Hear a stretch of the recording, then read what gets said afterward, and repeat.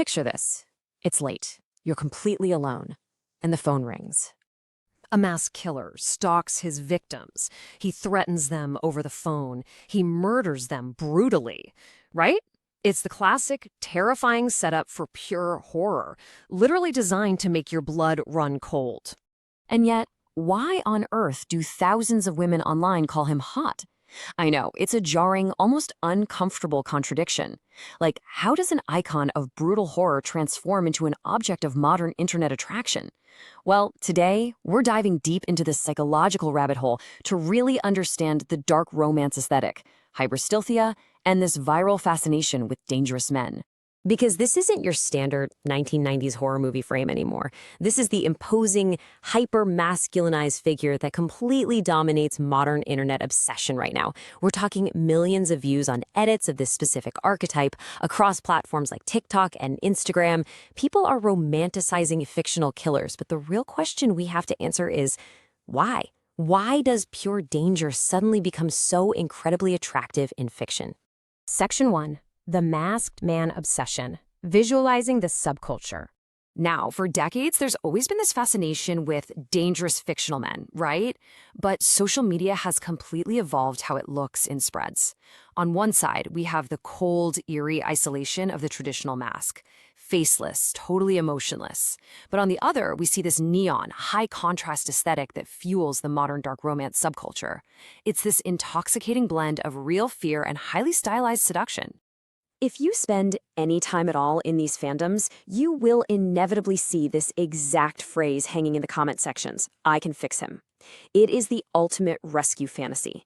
People aren't necessarily looking for actual violence. They're drawn to the idea of a deeply flawed, even dangerous individual who can be reformed, nurtured, and completely tamed exclusively by their love.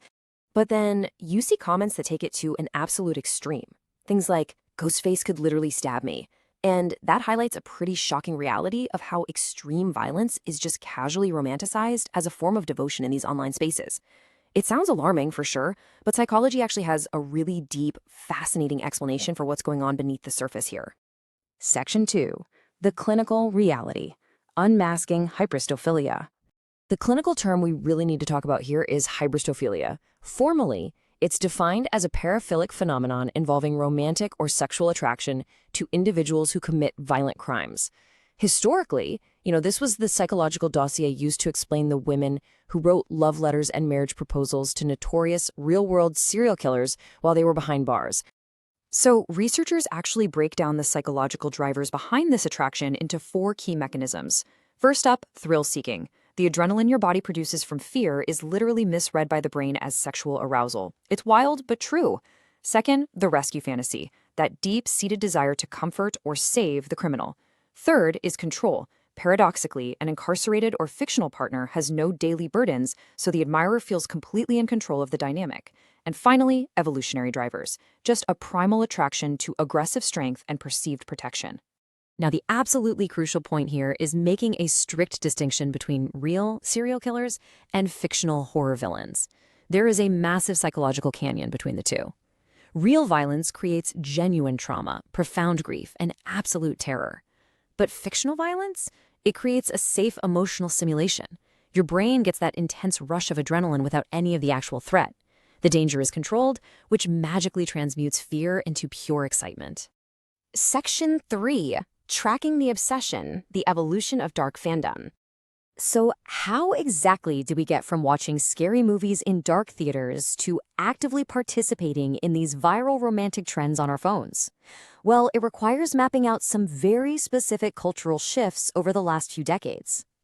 Back in the 1970s, the term serial killer was coined, highly sensationalizing real criminals. Then in 1996, the screen film basically cemented the Ghostface mask into pop culture. Fast forward to 2014, and the Serial podcast triggered this massive, predominantly female-led true crime craze. By 2020, dark romance novels totally surged on BookTok. And then by 2023, the Ghostface mask trend went completely viral with millions and millions of views. It's clear that our cultural exposure to true crime absolutely built the foundation for today's mask kink subcultures.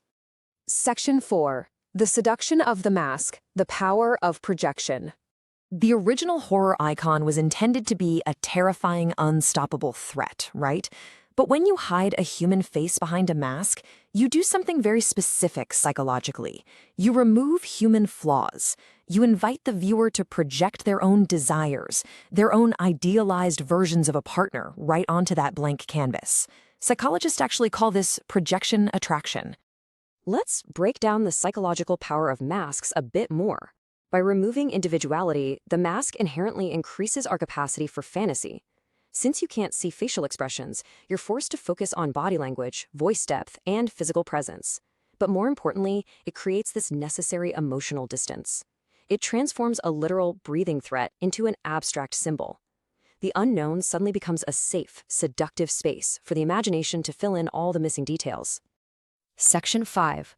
BookTok and Dark Romance. The I Can Fix Him fantasy.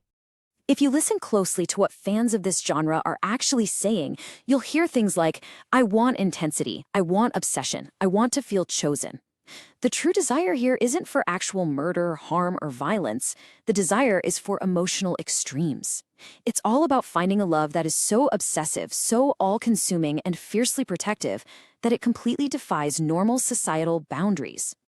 And the psychology here operates on a very specific, safe danger dynamic unfolding in 4 precise steps. Step 1. Identify a dangerous, dominant figure. Step 2. Uncover their hidden vulnerability. The tragic backstory that makes them who they are. Step 3. Transform their aggression into softness through love and patience. And finally, Step 4. Achieve the ultimate fantasy of exclusivity. The terrifying monster becomes profoundly gentle, but only for one chosen person. Section 6. The boundary. Fantasy versus real violence. Distance becomes safety. The true crime demographic is overwhelmingly female, roughly 75 to 80%, actually, and for many, fiction provides the psychological distance required to explore these taboo emotions safely. Fictional villains exist in a controlled environment. Real killers, on the other hand, are a devastating tragedy. Glorifying real-life criminals dismisses the profound suffering of actual victims, and recognizing that strict boundary is psychologically essential. So, I want to leave you with a provocative thought here. Is this just harmless fantasy, a safe, contained space to explore the thrilling intersection of fear and attraction? Or has internet culture started romanticizing danger just a bit too much? Honestly, perhaps this viral trend of masked villains and dark romance says way more about modern digital loneliness and our deep craving for undeniable emotional intensity than it does about horror itself. It is a dark, fascinating reflection of human desire, safely contained behind the glow of a screen. Thank you for joining me on this deep dive into the shadows of the mind. This is Psychology with Divine.